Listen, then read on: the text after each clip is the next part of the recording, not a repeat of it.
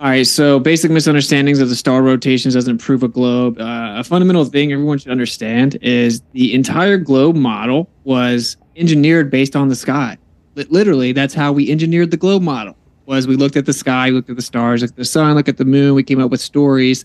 We engineered the globe Earth as a theoretical model. We then took the data from the flat Earth or flat map, different flat maps, and put it on a globe. That's what objectively happened. So if you now in 2023 point to the sky and say, look, the sky matches my globe model, that proves my globe model, that's incredibly ignorant because that's how we made the globe model. Okay, now you can show that the star trails work in many different ways. Actually, Walter Bislin, an anti-flat earther, made an entire program showing how you could see it, then just claimed it was impossible because light wouldn't behave that way, in his opinion.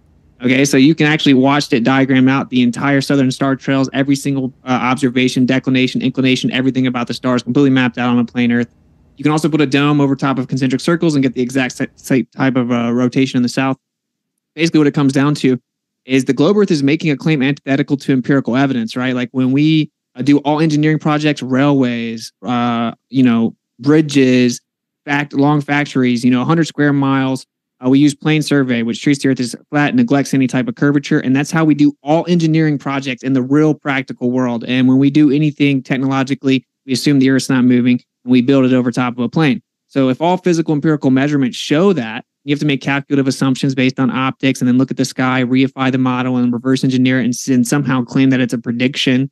That isn't proof of anything. So we need actual substantial empirical evidence void of fallacious reasoning. And I've never actually seen that occur. So hopefully tonight we won't have a bunch of like fallacies and begging the questions, reification fallacies, shifting the burden of proof.